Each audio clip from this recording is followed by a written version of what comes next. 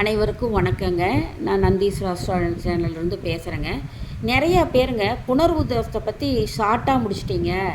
நீங்கள் புணர்வு தோசத்தை கொஞ்சம் எனக்கு மாதிரி போட்டு விளக்கமாக சொல்லுங்கள், நீங்களே பார்த்துக்கலாங்க. புணர்வு தோசைன்னா அது மாரகத்துக்கு உண்டான இதை கொடுக்குங்க. அதனால் மாரகம்னா நம்ம அபசகுணமாக சொல்லக்கூடாதுங்க, அது ரொம்ப கஷ்டப்படுத்தும். அது என்ன எப்படியாக அது விளக்கமாக இதை படிச்சுனிங்க புணர்வு தோசைனா என்னன்னு வீட்டில் இருக்கிறவங்க கூட தெரிஞ்சுக்கலாங்க. இப்போ நீங்கள் என்னோடய சேனல் ஒவ்வொன்றும் இப்படி இந்த மாதிரி தான் போடுவேன். கண்டினியூவாக நீங்கள் பார்த்துட்டு இருந்தால் தான் புரியும். இப்போ உங்களுக்கு புணர்வு தோசத்தை பற்றி நான் தெளிவாக சொல்ல போகிறேன். மாதிரி கட்டங்கள் பின்னாடி போட்டிருக்கேன். சரி, இப்போ ஒரு ஜாதகத்தில் நீங்களே பார்த்துக்கலாம். அவங்கவுங்க ஜாதகத்தை எடுத்து வச்சு சனி பகவானும் எப்பயும் சனின்னு சொல்லக்கூடாதுங்க. எப்பயுமே நம்ம வாயில் சனி பகவான் தான் உச்சரிப்பு வரணுங்க. சனின்னு சொல்லக்கூடாதுங்க, அவரை மட்டும் அப்படி சொல்லக்கூடாதுங்க. சனி பகவானும் சந்திரனும் இரண்டும் ஒரு பாவகத்தில், அது 12 வீடு இருக்குங்க. தெரியுமில்ல, 12 கிரக வீடு உங்களுக்கு தெரியும். அது ரெகுலராக பார்த்துட்டு வாங்க, உங்களுக்கு ஈஸியாக புரியுங்க. நீங்கள் ஸ்கூலில் போய் படிக்கிறப்ப கூட இவ்வளோ தெளிவாக அவங்க நடத்துறதுக்கு டைம் இருக்காதுங்க. இப்போ சனி பகவானும் சந்திரனும் இரண்டும் ஒரு பாவகத்தில் இருந்தால் புணர்வு தோஷம்னு சொல்லலாங்க. அது எந்த கட்டத்தில் இருந்தாலும் சரிங்க, சனியும் சந்திரனும் இணைந்து இருக்கக்கூடாது. அப்படி இருந்தால் புணர்வு தோஷம்னு பேருங்க. சரி, சனியின் சந்திரனுடைய பார்வை 7ஆம் பார்வைங்க. சனியின் பார்வை நான் போன கிளாஸில் சொன்னேன், 3, 7, 10ன்னு சொன்னேன். இது இலவசமாக தாங்க, நான் எனக்கு தெரிந்த கற்ற நூல்களில் கற்ற பயிற்சியின் வகுப்பில் கற்ற என்னோடய அறிவுக்கு சார்ந்தது, எனக்கு தெரிந்ததை உங்களுக்கு நான் தெளிவாக சொல்கிறேங்க. சனியின் பார்வை 3, 7, 10 தாங்க வரும். இப்போ சந்திரன் பார்வை 7ல் சனி நின்றால், நல்லா கவனிச்சுக்குங்க. சந்திரன் தான் நிற்கும் இடத்திலிருந்து சந்திரனை 1ன்னு எண்ணணும், லக்னத்தையோ ராசியோ எண்ணக்கூடாது. சந்திரன் ராசி தான். அப்போ சந்திரன் அப்போ ராசி கட்டத்தில் தாங்க, ராசி கட்டம் வருங்க. சந்திரனாவே ராசி கட்டத்திலுடைய வருங்க. சந்திரன் பார்வை 7ல் சனி நின்றால், சனி பார்வை 3, 7, 10 சந்திரன் பாவகத்தில் இருந்தாலும் புணர்வு தோஷம் ஆகும். சனி பகவான் நின்ற இடத்தில் இருந்துங்க எத்தனாம் பார்வையில் இருக்கணும் சந்திரன்? 3, 7, 10 இருந்தாவோ, சந்திரன் பார்வையில் 7ஆம் இடத்துல சனி பகவான் அமர்ந்திருந்தாவோ புணர்வு தோஷம்னு சொல்லுவோம். அது மாதிரி போட்டு நடத்தினா உங்களுக்கு புரியும். சனி பகவான் சந்திரனும் 1, 5, 9 பாவகத்தில் தொடர்பு பெற்றிருந்தாலும் புணர்வு தோஷம் ஆகும். புரியுதுங்களா? சனி பகவான் 1, 5, 9 பாவகத்தில் தொடர்பு பெற்றிருந்தாலும் தான் நின்ற இடத்திலிருந்து 1, 5, 9 சந்திரன் நின்ற இடத்துலேருந்து 1, 5, 9ல் சந்திரன் நின்றாலும் சந்திரன் நின்ற இடத்துலேருந்து 1, 5, 9 பாவகத்தில் சனி பகவான் நின்றாலும் மாற்றிக்கணும். 1, 5, 9 இருந்தாலும் புணர்வு தோஷம்னு சொல்லலாம். சரி, கடகராசிக்கு அதிபர் சந்திரன், கும்பராசிக்கு அதிபர் சனி பகவான், கும்பத்தில் சனிகரன். சரி, இந்த ரெண்டும் கடகராசி அதிபதி சந்திரனுங்க, கும்பராசி அதிபதி சனி பகவான். இந்த இரண்டும் பரிவர்த்தனை பெற்றிருந்தாலும் புணர்வு தோஷம். பரிவர்த்தனைன்னு என்னங்க? கும்பத்தில் இருக்கிற சனி பகவான் கடகராசியிலும் கடகத்தில் இருக்கும் ராசி அதிபதி சந்திரனும் வீடு மாற்றிக்கிறதுங்க. அவங்கவுங்க நீ உன் வீட்டுக்கு போ, நான் என் வீட்டுக்கு போகிறேன்னு அவங்கவுங்க வீடு மாற்றிக்கிறதுங்க. அந்த மாதிரி இருந்தாலும் புணர்வு தோஷம்னு பேருங்க. சரி, சனி சந்திரன் சமசப்த பார்வை ஆப்போசிட்லிங்க. 7க்கு 7 சந்திரன்லேருந்து என்னென்னா சனி பகவான் 7ஆக இருக்கும், சனி பகவான் என்னென்னா சந்திர பகவான் 7ஆம் இடத்துல இருக்குது. இப்படி இருந்தாலுமே புணர்வு தோஷம் தாங்க. சரி, சனியின் பார்வை 3, 7, 10 சந்திரன் பாவகத்தில் அமர்ந்தால் புணர்வு தோஷமாகும். சனி பகவான் அமர்ந்த இடத்திலிருந்து 3ஆம் இடத்துல நான் இந்த தெளிவாக நடத்தியிருக்குங்க. சனி பகவான் பார்வை 3, 7, 10 சந்திரன் அமர்ந்திருந்தால், எந்த வீடாக இருந்தாலும் பாவகத்தில் அமர்ந்தால் புணர்வு தோஷம் ஆகும். சந்திரன் ராசிக்கு உரியவர் யாருங்க? சந்திரன் வந்து பூசம் அனுசம் உத்திரட்டாதி. சந்திரன் வந்துங்க சனி பகவானுடைய நட்சத்திர சாரம். என்னென்ன நட்சத்திரங்க சனி பகவான் நட்சத்திரம்? பூசம் அனுசம் உத்திரட்டாதி. அந்த சந்திரன் ராசிக்கு சந்திர பகவான் இந்த நட்சத்திர சாரம் பெற்றிருந்தால், சனியின் பகவானின் நட்சத்திரத்தில் அந்த ஜாதகத்தில் இருந்தால் புணர்வு தோஷம் ஆகும். சனி லக்கணாதிபதி ஒரு சாரம் வாங்கியிருப்பாருங்க, சனி பகவான் ஒரு சாரம் வாங்கியிருப்பார். ஆனால் சந்திர பகவான் சனி பகவானுடைய சாரமாகிய நட்சத்திர சாரம் வாங்கியிருந்தா அது என்னங்க புணர்வு தோஷம் ஆகுங்க. என்னென்ன சனி பகவானுடைய சாரம் என்னங்க? எதாவது பூசம் அனுசம் உத்திரட்டாதி சாரம் வாங்கக்கூடாதுங்க. இது இருந்தால் புணர்வு தோஷம் அதிகமாகி வாழ்க்கை என்பது கேள்விக்குறியாகிவிடும். வாழ்நாள் முழுதும் சந்திரனையும் சனி பகவானையும் நிந்தனை செய்து வழிபட வேண்டும். நிந்தனை செய்து வழிபட வேண்டும். புரியுதுங்களா? அவங்க மனசுக்குள்ளே ஓயாமல் கடவுள் வழிபாடு எப்படி இருக்கணுங்களா? சனி பகவானையும் சந்திர பகவானையும் வழிபட்டுக்கிட்டே இருக்கணும். சரிங்க, அடுத்தது பாருங்கள். சந்திரன் என்றால் புணர்வு நீர் அப்படின்னு அர்த்தங்க. சந்திரன் என்றால் புணர்வு நீர். சனி என்றால் நீர். இந்த பழைய சோறு அவங்க சாப்பிடுங்க. இந்த புணர்வு தோஷம் இல்லைங்க, சனிக்கிழமை அன்னைக்கு காலையில் வெறும் வயிற்றில் பழைய சோறு சாப்பிடணுங்க. இது உண்மையால் சாத்திங்க. என்னடா பழைய சோறெல்லாம் சாப்பிட சொல்லாங்க, ஜாதகத்தில் இப்படியெல்லாம் வரும்னா இது உண்மை. கடைப்பிடிக்கிறவங்க கஷ்டத்தை குறைச்சிக்கலாம். கஷ்டத்தை குறைச்சிக்கலான்னு தான் சொல்கிறேன், கஷ்டம் குறையுன்னு சொல்ல. பழைய சோறு சாப்பிட்டே ஆகணும். புணர்வு தோஷம் சந்திரனும் சனியும் ஒரு வீட்டில் இருந்தாலோ பார்வைப்பட்டாலோ சமசுத்த பார்வையாக இருந்தாலோ புணர்வு தோஷம் சனிக்கிழமை தலைக்கு குளிச்சுட்டு பழைய சாதம் குடிக்கணுங்க. அப்போ அவங்களுக்கு புணர்வு தோஷம் கொஞ்சம் கஷ்டத்தை கொஞ்சம் குறைத்து தருவாங்க. ரெண்டு சனி பகவானும் சந்திர பகவானும். சரிங்க, அடுத்ததுங்க ஒரு இரும்பு சட்டி. நீங்கள் உபயோகித்த சட்டி இல்லைங்க, தயிர் சாதம் தானம் வழங்கலாம், அன்னதானமாக கொடுக்கலாம். ஏதாவது கோவில்லைங்க தயிர் சாதம் அன்னதானமாக கொடுக்கலாம். சரி, சனி என்றால் இரும்பு என்று பெயர். சனினாவேங்க இரும்பு தான். பீரோ கூட சனி பகவானுடைய தான். அதில் புது சட்டியாக வாங்கி தயிர் சாதம் அதில் வச்சு அதில் பழைய உங்கள் வீட்டில் இருக்கிற இரும்பு சட்டியெல்லாம் கொடுக்கூடாது. இரும்பு சட்டியை தானமாக அந்த தயிர் சாதம் வச்சுட்டு அதில் அன்னதானம் கொடுத்துட்டு அந்த இரும்பு சட்டியை கோவிலுக்கு எந்த கோவிலுக்கு வேணாலும் தானமாக கொடுத்துடலாம். நீங்கள் தயிர் சாதத்தோடு வச்சுட்டு வந்துடலாம் அந்த இரும்பு சட்டியை. அவங்க கோயில் அன்னதானம் கொடுத்துட்டு அந்த இரும்பு சட்டியை கோவிலுக்காக வச்சுக்கலாம். அப்போ கொஞ்சம் புணர்வு தோஷம் கொஞ்சம் இதாகுங்க. சரி, சனிக்கிழமை அன்று கோவிலுக்கு எந்த கோவிலாக இருந்தாலும் சரிங்க, நல்லெண்ணெய் தானம் செய்யலாம். நல்லெண்ணெய் தானம் செய்யலாம். அம்பாள் தெய்வத்துக்கு கொடுங்க, சிவாலயத்துக்கு கொடுங்க, சனி பகவான் ஆலயத்துக்கு கொடுங்க. சந்திர பகவான் சிவாலயத்தில் இருக்குங்க. சூரியன் செவ்வாயின்னு, சூரியன் சந்திரன்னு ரெண்டு பக்கம் இருப்பாங்க காவலாக. உள்ளே நுழைஞ்சதுமேங்க இருக்கும். அது கூட ஐயர் பார்த்து கொடுக்கலாங்க. இப்படி நல்லெண்ணெய் தானம் கொடுக்கலாங்க. தயிர் சாதம் இரும்பு வடை சட்டியில் கொடுக்கலாங்க. இது தாங்க உங்களுக்கு இது. சரி, அடுத்ததுங்க கண்டிப்பாக திருச்செந்தூர் முருகனுக்கு புணர்வு தோஷம் உள்ளவர்கள் தத்து கொடுத்து வாங்க வேண்டும். எடைக்கு எடை பச்சரிசி குண்டு வெல்லம் வாழைக்காய் துலாபாரம் திருச்செந்தூரில் தர வேண்டும். கடலில் குளித்து நாளிக்கிணத்தில், ஆழிக்கிணறு நாளிக்கிணறு எல்லாம் ஒன்று தான். நாளிக்கிணத்தில் ஆழி எல்லாம் ஒன்று தாங்க. நாளிக்கிணறுன்னு சொல்லுவாங்க, ஆழிக்கிணறுன்னு சொல்லுவாங்க. நாளிக்கிணத்தில் குளித்து பச்சை ஆடை உடுத்தி, ஆணோ பெண்ணா 2 பேர்த்துக்குமே ஒன்று தாங்க, பச்சை ஆடை உடுத்தி தத்துக்கு கல்யாணம் ஆகிட்டா தத்து கொடுக்க வேண்டியதில்லை. ஆனால் தத்து கொடுத்து கல்யாணம் ஆகலைன்னா தத்து கொடுத்து தத்து வாங்கணுங்க.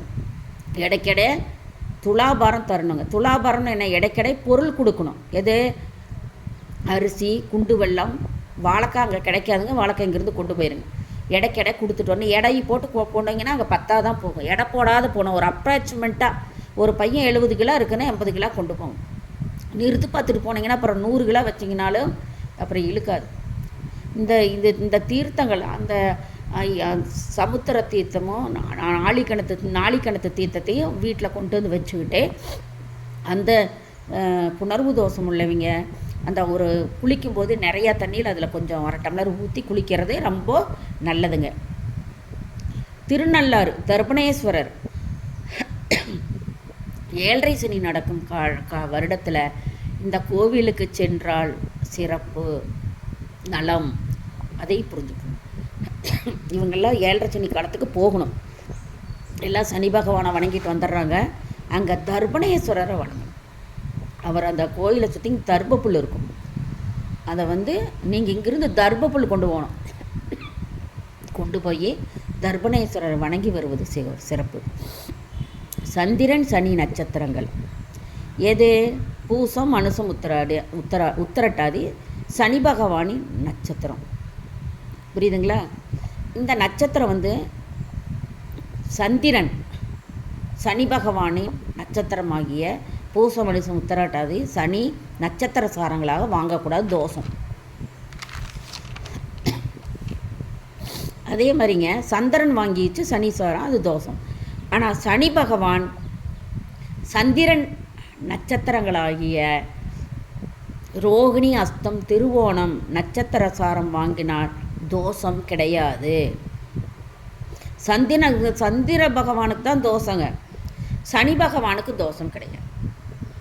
சந்திரன் சனி பகவான் சாரம் வாங்கக்கூடாது, சனி பகவான் சந்திரன் சாரம் வாங்கினாலும் தோஷம் கிடையாது.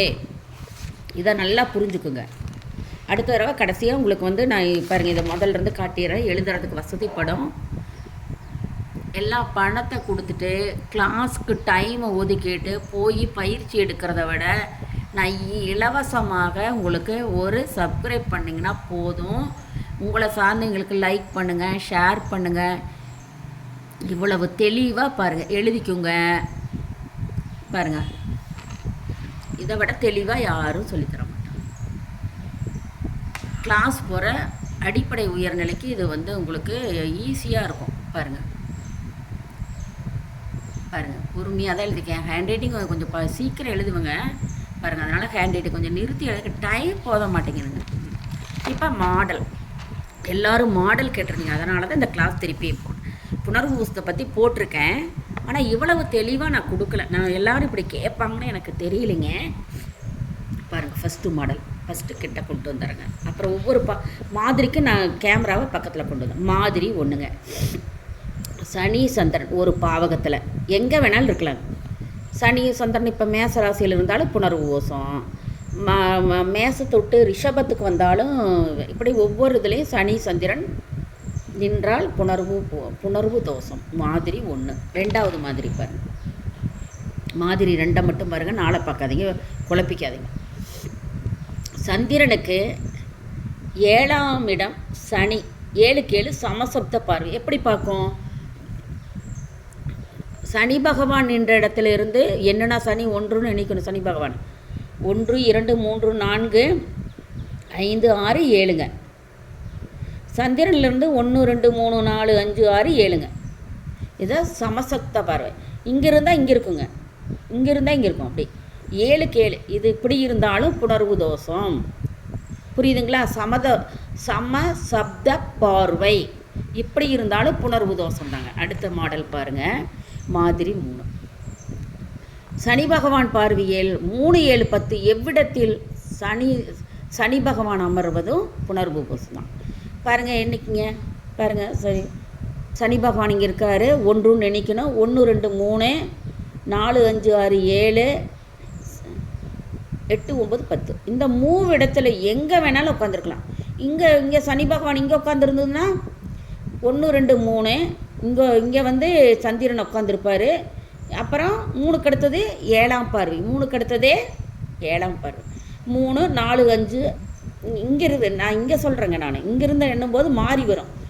இங்கே இருக்கிறத மறந்துடணும். வேறு மாடல் நான் சொல்கிறேன். இந்த மாடலுக்கு இது வேறு மாடல். இப்போ சனி பகவான் இங்கே இருக்கார்.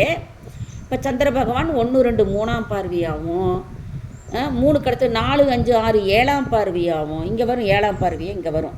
புரியுதுங்களா? இங்கே 7 வரும். 7 10ஆம் பார்வை இங்கே வரும். 7 8 9 10 11 12 இங்கேருந்து 12ஆம் இடம் இங்கே சனி. அப்படி மாற்றிக்கணும். எங்கே இருந்தாலும் சனி தான் அமர்ந்த இடத்திலிருந்து 3 7 10 சந்திரன் அமர்ந்தால் புணர்வு தோஷம் ஆகும். அடுத்தது மாதிரி 4ங்க. சனி சந்திரன் 1 5 9 பாவகத்தில் தொடர்பு. 1 5 9 பாவகத்தில் பாருங்கள், சனி பகவான் இருந்த இடத்துல 1ஆம் இடத்துல தன்னோடவே ராசி கட்டமாக வருது. மீன ராசி. சனி பகவான் எப்பயுமே ராசி கட்டம் தான் 1ன்னு எண்ணிக்கணும். 1 5 9. அப்போ சனியும் இருப்பார், சந்திரன் 2 பேரும் சேர்ந்துட்டாவே புணர்வு தோஷம் தான். சரி, 1ஆம் இடம். அது இல்லாமல் 1 2 3 4 5ஆம் இடம் மகாலட்சுமி ஸ்தானம் எதுங்க? 1 2 3 4 5 6 7 8 9. 1 5 9 மகாலட்சுமி ஸ்தானங்க. 1 5 9 மகாலட்சுமி ஸ்தானங்க. சரிங்க, அது எப்படி இருந்தாலும் புணர்வு தோஷம். புணர்வு தோஷம். அடுத்தது மாடல் 5ங்க. சந்திரனுக்கு 1 5 9 பாவகத்தில் சனி அமர்வது. சந்திரனுக்கு சனிக்கு சந்திரன் அமர்ந்தது அப்படியே மாற்றிக்கிங்க. இப்போ என்னாச்சு, சந்திரனு கூட சனி உட்காருது. இப்போ இங்கெல்லாம் சந்திரன் உட்காந்து இப்போ சனி உட்காருது. அதே தன் அமர்ந்த இடத்துலையும் ராசி கட்டத்துலேயும் என்னங்க 1 2 3 4 5 சனி உட்காந்துருக்கு. 5 6 7 8 9. இது மகாலட்சுமி ஸ்தானம். 1 5 9 ஆப்போசிட் அப்படி மாற்றிக்கணும். சனியோ சந்திரன் அமர்ந்தால் அது புணர்வு தோஷம். பாருங்கள், இவ்வளோ டீட்டெயிலாக நான் மாதிரி படம் கொடுத்துருக்கேன். அடுத்ததுங்க, சனி சந்திரன் வீடு. வீடுன்னு என்ன? பாவகம். இதுதான் பாவகம். இதுதான் பாவகம். வீடு, பாவகம், கிரகங்களை இதெல்லாம் தான் பாவகம்னு என்னன்னு நினச்சிக்காதீங்க. சனி சந்திரன் வீடு பாவகம் மாறி இருப்பது புணர்வு தோஷம். சரி, இப்போ கடகராசிக்கு அதிபதி சந்திரன் ஆட்சி வீடாக இருக்கும். நான் முதல்ல கிளாஸில் இதை சொல்லியிருக்கேன், மீண்டும் மீண்டும் சொல்கிறேன். கடகராசிக்கு சந்திரன் ஆட்சி வீடு, உச்ச வீடு, ரிஷப வீடு. எல்லாத்துக்கும் ஆட்சி உச்சம் வருங்க. ஆனால் இங்கே ஆட்சி இங்கே, உச்சம் இங்கே. புரியுதுங்களா? சரி, இங்கே கும்பத்துக்கு சனி பகவான் ஆட்சி வீடுங்க. கும்பத்துக்கு சனி பகவான் ஆட்சி வீடு. அப்படியே மாற்றிக்கிறாங்க, வீட்டை மாற்றிக்கிறாங்க. எப்படி? சந்திரன் சனி பகவான் வீட்டிற்கும் சனி பகவான் சந்திர பகவான் வீட்டுக்கும் மாறி வருவது. இப்படி ஆப்போசிட்டில் மாறிக்கிறாங்க வீடு. புரியுதுங்களா? புரியுதுங்களா இல்லையா? மாறி அமர்வது, தன் இருக்கும் இடத்தை மாறி அமர்வது புணர்வு தோஷங்க. சரி, அடுத்தது மாதிரி 7. மாதிரி 7 என்ன? சனி பகவான் சந்திரன் 7க்கு 7 பாவக வீடுகளில் சமசப்த பார்வையாக பாவகத்தில் அமர்வது. பாருங்க, சனி பகவானுக்கு 7ஆம் இடத்துல சந்திரனும், சந்திரனுக்கு 7ஆம் பாவத்துக்கு சனி அமர்வது. இது சமசப்த பார்வை. சமசப்த பார்வை இது முதல்ல ஒரு தடவை சொன்னங்க. அது சந்திரனுக்கு சொன்னேன். இப்போ நான் சனி பகவானுக்கு சொல்லியிருக்கேன் சமசப்த பார்வை. புரியுதுங்களா? எல்லாம் ஒன்று தான். முதல்ல சந்திரனுக்கு போட்டேன் மாடல் 2ல். இப்போ மாடல் 7ல் சனி பகவானுக்கு போட்டிருக்கேன். புரியுதுங்களா? இப்போ இப்படி இதுதான் சமசப்தம். 7க்கு 7 தான் அமர்ந்த வீட்டிலிருந்து 7ஆம் வீட்டில் சந்திரன் அமர்ந்தால், சந்திரன் அமர்ந்த வீட்டுக்கு 7ஆம் வீட்டில் சனி பகவான் அமர்ந்தாலும் புணர்வு தோஷம் ஆகும். இந்த புணர்வு தோஷத்துக்கு நான் பரிகாரமும் நான் உங்ககிட்ட சொல்லிட்டேன். பரிகாரம் நான் உங்ககிட்ட ஏற்கனவே சொல்லிட்டேன். கோயிலுக்கு போகணும், திருச்செந்தூர் தத்து கொடுத்து தத்து வாங்கணும், நாளிக்கிணத்தில் குளிக்கணும், கடலில் குளிக்கணும். அதை மாற்றி எப்படி வேணாலும் குளிச்சுக்கலாம். இதில் குளிச்சா அதில் என்னெல்லாம் இல்லைங்க, அதெல்லாம் எப்படி வேணாலும் குளிச்சுக்கலாம். உங்களுக்கு நாளிக்கிணத்தில் பூட்டி இருந்தேன்னா கடலில் குளிச்சுட்ருங்க. நாளிக்கிணறு திறந்தது அப்புறம் உள்ளே போயிட்டு தண்ணி ஊற்றிட்டு வந்துடலாம். அப்படி தாங்க. அங்கே காத்துக்கிட்டு இருக்கிறக்குள்ளே இங்கே கொஞ்சம் இது பண்ணிக்கலாம். அப்படி பண்ணுங்கள், எப்படி வேணாலும் பண்ணிக்க. ஆனால் 2லேயும் குளிச்சுக்கணும், 2லேயும் தீர்த்து எடுத்துகிட்டு வாங்க. வீட்டில் வைக்கிறது ரொம்ப விசேஷங்க. தீர்த்தங்கள்லாம் கொண்டு வாங்க. கோவில் களத்துக்கு போனீங்கன்னா தீர்த்தங்கள் ரொம்ப பரிசுத்தமானது. வீட்டில் வச்சு குளிக்கிறது நல்லது.